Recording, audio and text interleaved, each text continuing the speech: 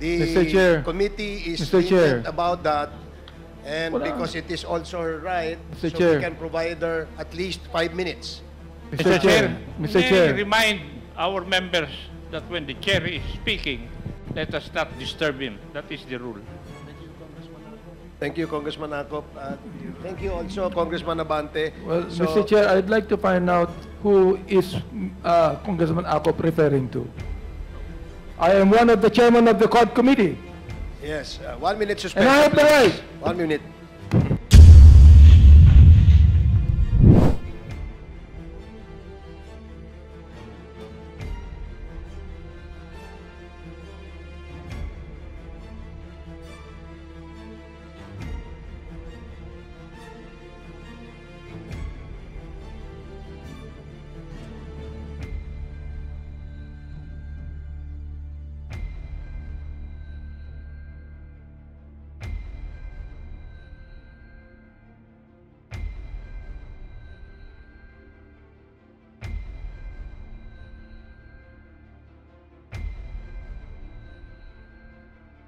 Okay.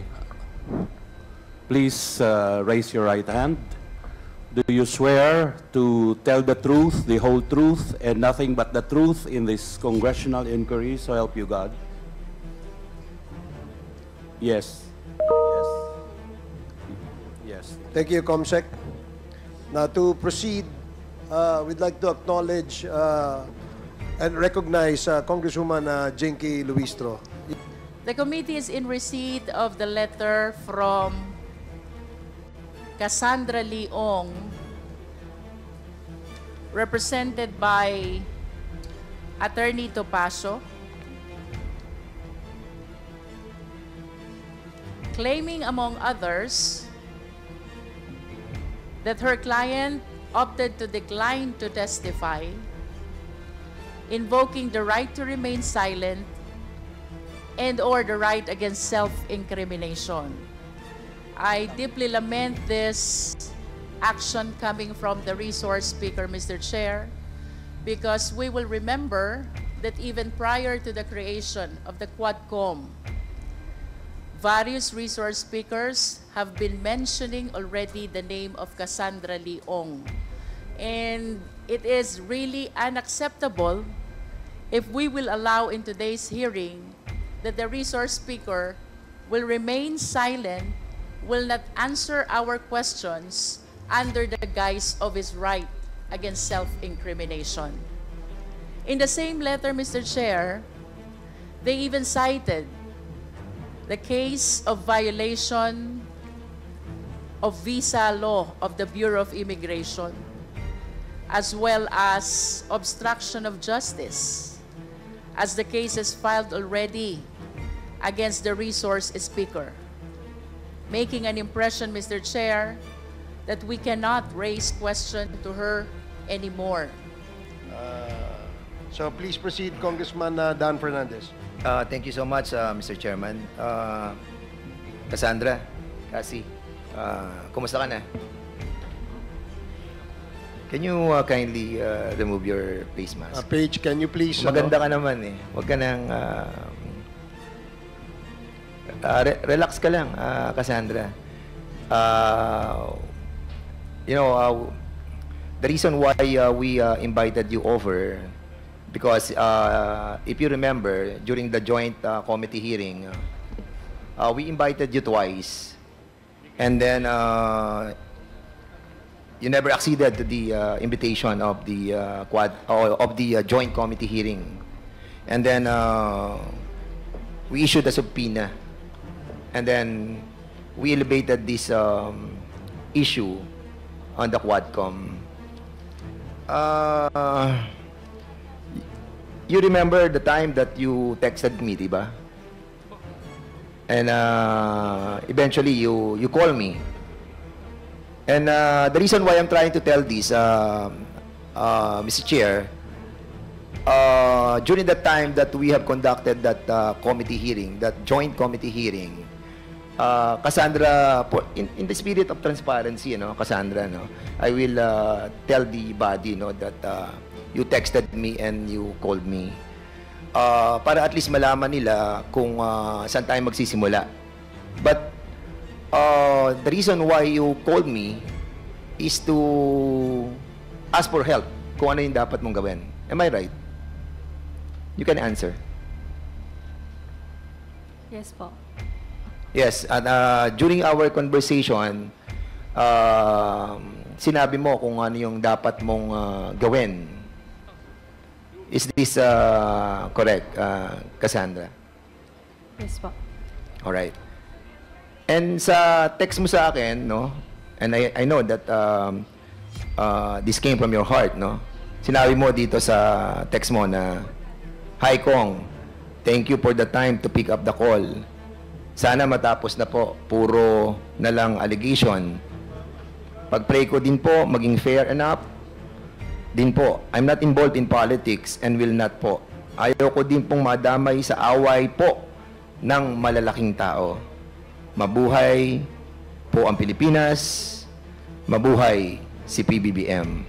So you texted this, di ba? You remember?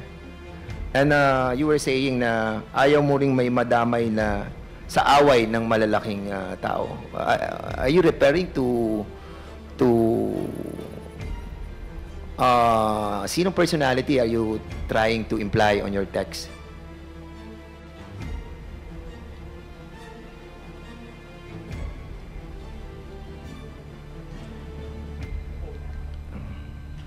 I invoke my right to remain silent po. I Mr. invoke my Chair. right Yes po. to your right. Okay. So kasi simple lang naman yung tinatanong ko kung sino yung mga ano to, malalaking tao ba ng mga Chinese o malalaking tao ng mga Pilipino? Mga politician ba ang sinasabi mong ayaw mo ma-involve sa away ng malalaking tao? You can answer directly, no? I mean, there's nothing wrong on saying, kasi sabi mo, Pilipino ka, di ba? And I will show you, Cassandra. This is the certificate of your naturalization nung papa mo. And we were able to get that during the time of 1978, he applied for the naturalization. And thereby, when you were born in year 2000, you are a Pilipina. Di ba? So, Pilipina ka. So, maaring sa dugo ay Chinese ka, pero sa puso at isipan, Pilipina ka. Am I correct? Opo. At saan ka madadamay ng mga away na sinasabi mo sa text mo sa akin? I never replied, di ba? Hindi ako nag-reply sa'yo eh. Because I really don't want you to answer back on my cell phone. What I wanted is for you to appear on the committee and to answer to all of us. So, sino? Mr. Chair, I invoke my right po to remain silent po. Congressman Fernandez, if Yes, I may. Mr. Chair. Yung tanong ni Congressman Dan Fernandez ay hindi naman incriminating dahil ang tanong niya, kaninong away? Is that an incriminating statement?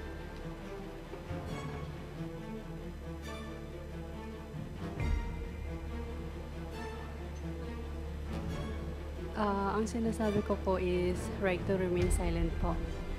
Hindi po self-incrimination. Mr. Chair, Mr. Chair, Mr. Chair. Okay.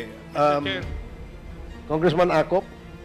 I would just like to remind Madam Cassandra Ong and her lawyer that what we are conducting here is not a custodial investigation where you can invoke your right to remain silent. There have been Supreme Court decisions on this. So I think the witness has to answer. Otherwise, we will move to cite her in contempt for refusal to answer. Mr. Chairman, That is correct. Congresswoman Luistro, you want to Mr. say Chair, something? the reason why I started our hearing with the parameters on the use of right to self-incrimination is to guide our resource speaker as to when they can be availed of and when they cannot.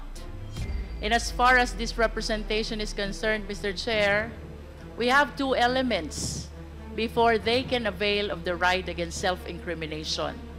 One, there must be identifiable crime. And two, there is the probability that the resource speaker may be convicted of the crime. Now at this point, Mr. Chair, may we ask Ms. Cassandra Ong, nung tinanong ka ba ni Honorable Dan Fernandez, kaninong away ang iniiwasan mo? Ano bang krimen ang iniisip mo na baka ikaw ay madamay?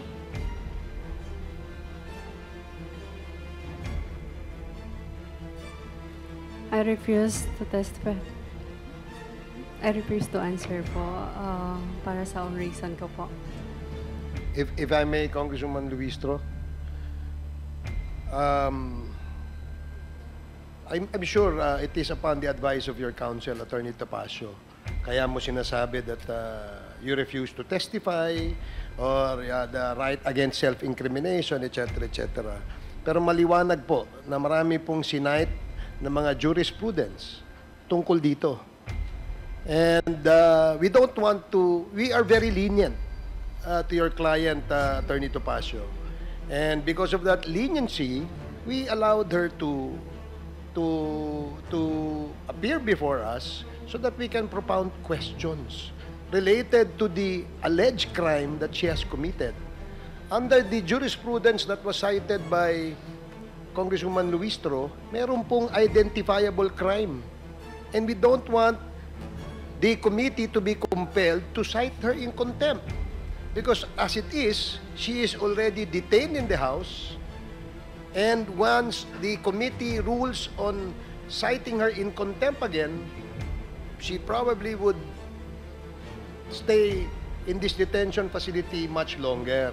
Kaya please, advise your client to cooperate. As long as her rights are not violated, we will continue to ask her questions. At yung mga tanong po na yan ay related po sa investigasyon na kung saan ay mayroon pong operasyon ng illegal na pogo dito sa ating bansa at si Cassandra Leong ang muka o ang representasyon o representative nitong mga pogong ito. Kaya yun ang gusto po naming malaman, Attorney Topacio. Please, advise your client. Yes, Cassandra, naintindihan mo ba yung sinabi ko? Yes po. So, sasagot ka na, Cassandra. Mr. Chair, pwede po ako mag-excuse sa sarili ko ng like 10 minutes lang po. Excused for 10 minutes? To consult with your lawyer? 10 minutes. Yes po. The chair, is that too long? I mean, that's too long. 5 minutes. You can consult any member you wish to consult. Kung yan ang problema. Kasi if you give you 10 minutes, alam mo, kanina pang umaga itong ating mga resource persons naghihintay. Yeah. In fact, we started 10 o'clock, tuloy-tuloy po, at wag mo nang i-delay. Simple lang naman po yung tanong. Yung tanong po ay related po doon sa iyong involvement dyan sa Lucky South 99. And Mr. Chairman, I think the resource person must consider na, well, she's not special. Hindi po kayo lamang ang resource person that we are investigating. All of these resource persons have been here since morning. Lucky you, you are in your own room, di ba? Meron kang aircon, meron kang sariling kwarto. But all of these people who are working tirelessly to ferret the truth has been here for so long. We hope you understand, and you're asking for 10 minutes for us to wait another 10 minutes. I think, Mr. Chair, that is unacceptable. And if I may, ask, can we ask Attorney Topacio? Yes, you may. What's the reason, Attorney Topacio, that you are asking for a 10-minute suspension? May I address the chair, Your Honor? Yes, please. It was not my idea, actually, Your Honor. It was her request to me. And I told her to relay it directly because I cannot talk unless recognized. Thank you, Your Honors. Thank you, Attorney Topacio. Congressman Fernandez, please proceed.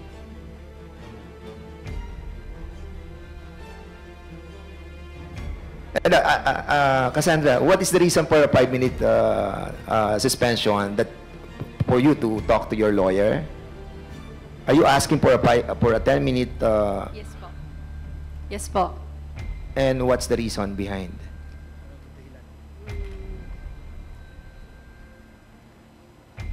Mr. Chair, Okay, sige. We will allow you for a 5-minute conference with your lawyer, provided that pagbalik mo, you will tell the truth.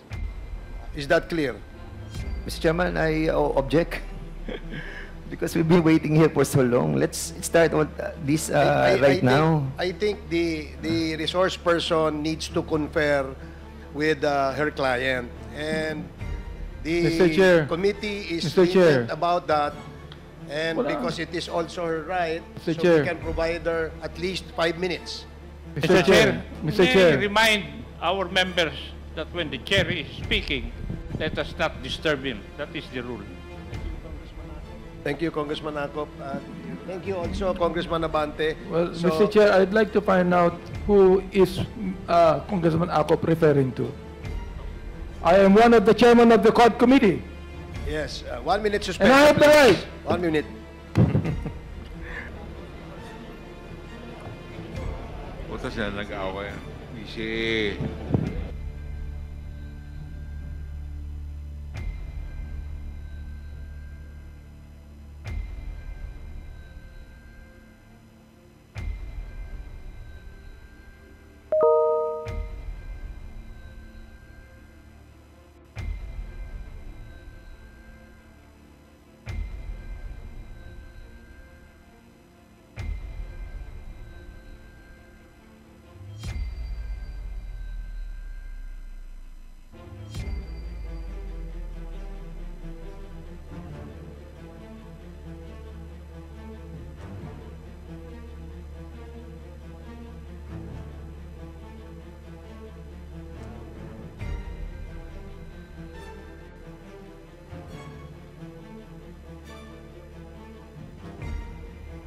Hearing is resumed.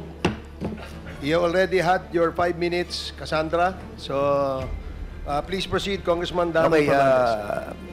I hope, Cassie, you'll be answering all the query of all these members who are here, precisely because you are a Filipina.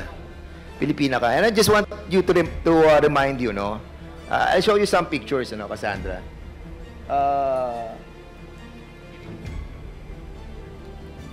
Have you seen this? Nakita mo na ba to? These are all the torture victims na nakuha sa cellphone doon sa Porac at sa Banban. All those collected cellphones ay nakalagay itong mga pictures na to.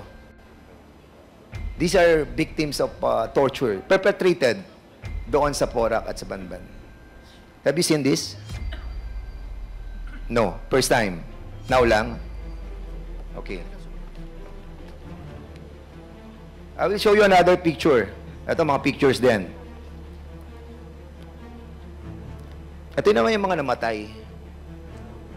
They are 66 foreigners. Hindi makilala kung bakit sila namatay. Lahat sila, almost all Chinese. Natagpuan sila, almost everybody sa Region 3. So, nakita mo na ba sila? Hindi pa? Hindi pa rin? Hindi po. Okay. The reason why I showed you all these pictures is for you to realize the gravity of what you are into right now. Are you a incorporator of Lucky South 99? Hindi po. Hindi ka incorporator ng Lucky South 99? Never? Remember, you are under oath. Member ka or not?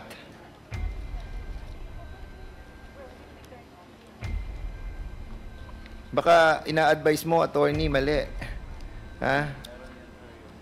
Starting 2019, she is already an executive assistant of Lucky South 99.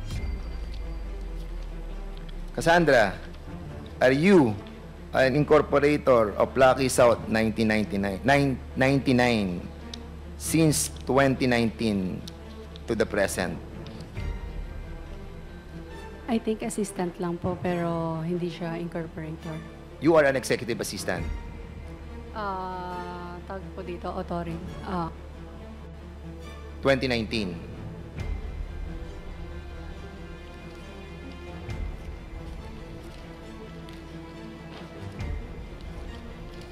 Tama, Cassandra?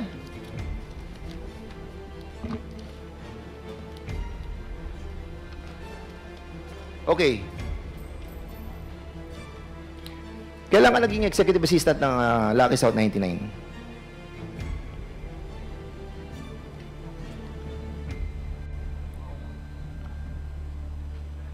Kung pagbabasehan natin yung mga dokumento, November 2019, incorporated ka na doon.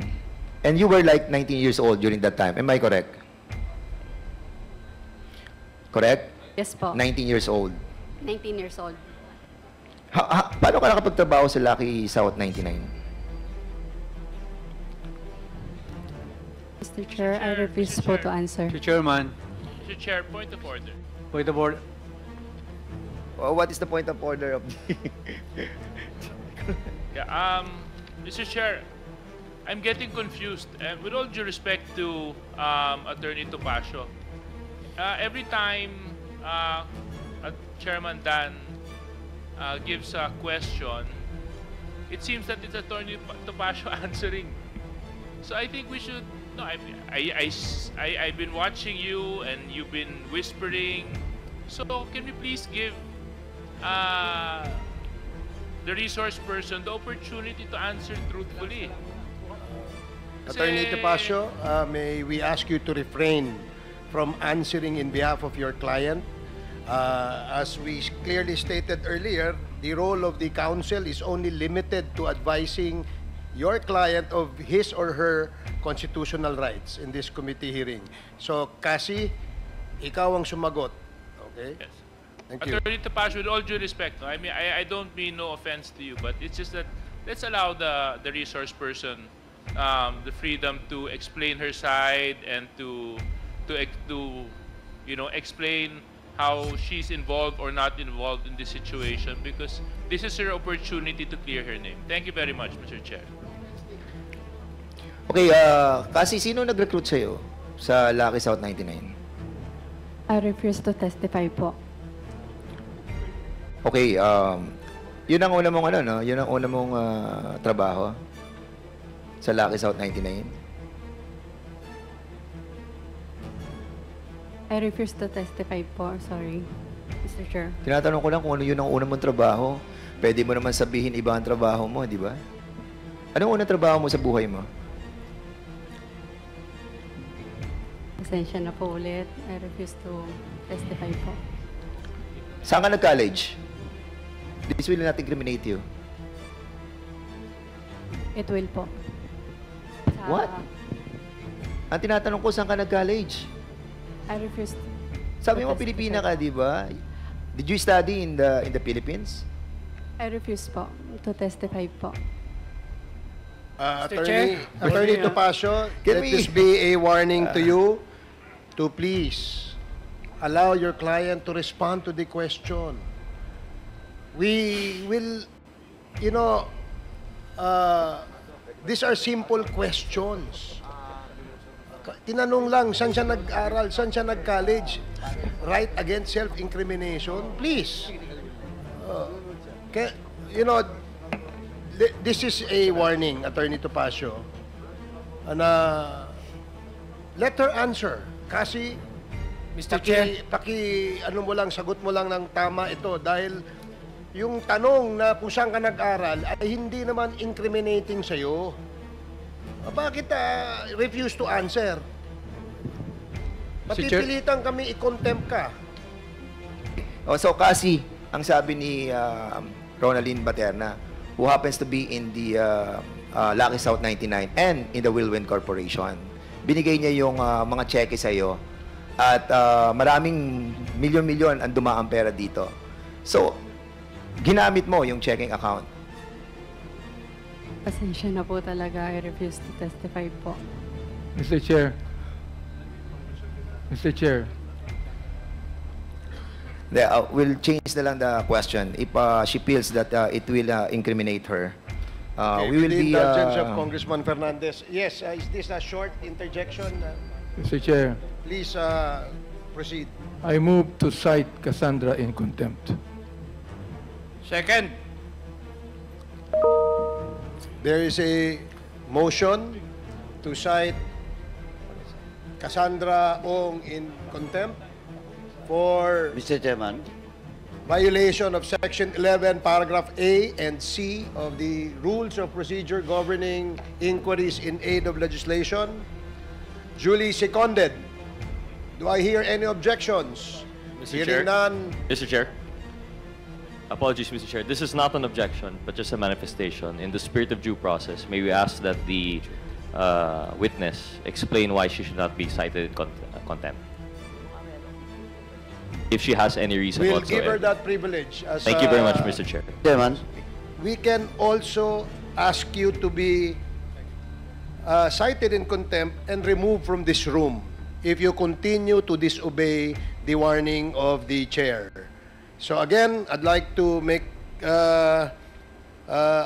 ask the counsel, Attorney Topacio, do you understand the ruling of the chair? Yes, Your Honor. I'm only advising her, Your Honor. Make sure that you only advise your client. Otherwise, we will be compelled to remove you out of this room and Yes, Your assign Honor. another lawyer for today's hearing for our witness, Ms. Cassandra Ong. Yes, Your Honor. Thank you. Maraming salamat. Please proceed, Congressman Rog Gutierrez. Thank you, Mr. Chair. Mr. Chair, I raised that point earlier because precisely I agree with the manifestation of Congresswoman Luistro that regarding the invocation of the right to remain silent or right against self-incrimination is not absolute. Again, this is not a court of justice. However, given that we give deference to this right to be protected, it must still follow the process, the due process provisions and rights that she may have. Given that, Mr. Chair, just to clarify po, when the right against self-incrimination is invoked, first, there must be a specific identifiable crime, and second, that the witness is the one who probably committed the crime. To repeat, the question po, saan ka po nag-college? Now, Ms. Ong, through the chair, most respectfully, kindly justify your refusal to answer that question. Again po, Mr. Chair, I refuse to answer or to testify po.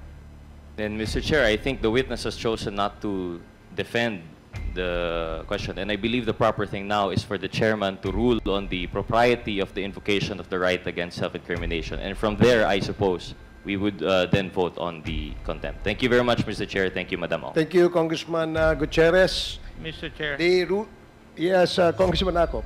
may I ask the resource person to repeat her answer to the query of the Honorable Gutierrez? I refuse to testify ba? Ang sagot po ninyo? Ha? Testify po. You refuse to testify. Yun po ang kasagutan ninyo doon sa katanungan po ni Honorable Gutierrez.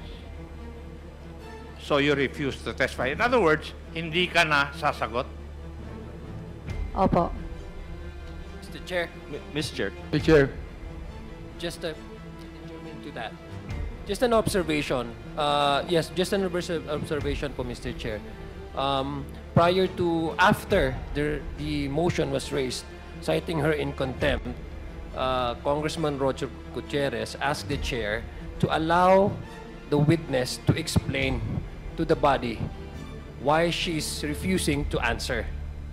Now, Ms. Ong, ang sinasabi lang po ni Congressman Rog, bibigyan ka ng pagkakataon, explain sa amin kung bakit mo nire-refuse yung mga simpleng tanong tulad ng saan ka nag-college na hindi naman ho talaga siya incriminating.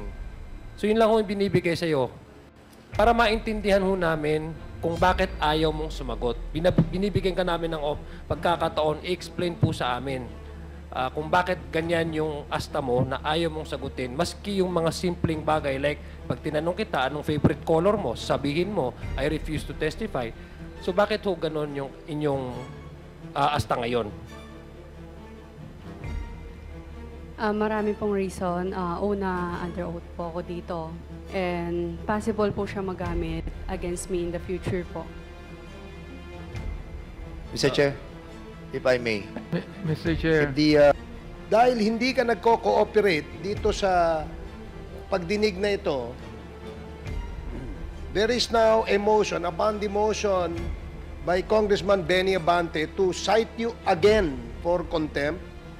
And hearing no objections from the members of this committee, the chair rules that you are cited in contempt.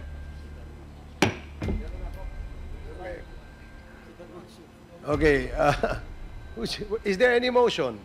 Thank you, Mr. Chairman. For the second motion, Mr. Chairman, I move that Ms. Cassandra Ong will be detained in the duration in which, until the committee report will be adopted in the plenary, Mr. Chairman.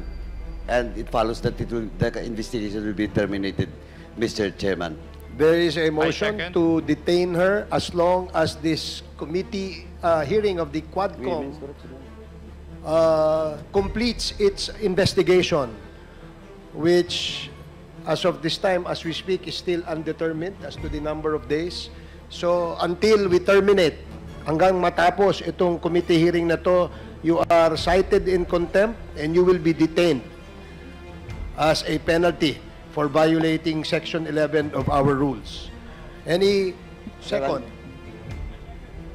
Duly seconded. Any objection? Hearing none, the motion is approved. Okay. Mr. Chairman. Next motion. Mr. Chairman, with that, Mr. Chairman, I move that since the congressional facility for detainees is too crowded, I move that Ms. Cassandra Ong will be detained in the Women's Correctional Center. So move, Mr. Chairman. There is a motion to detain Cassandra Ong at the Women's Correctional Center located at Mandaluyong. Mandaluyong. It's a detention facility, Women's Correctional. Duly seconded. Any objections? Hearing none, the motion is approved.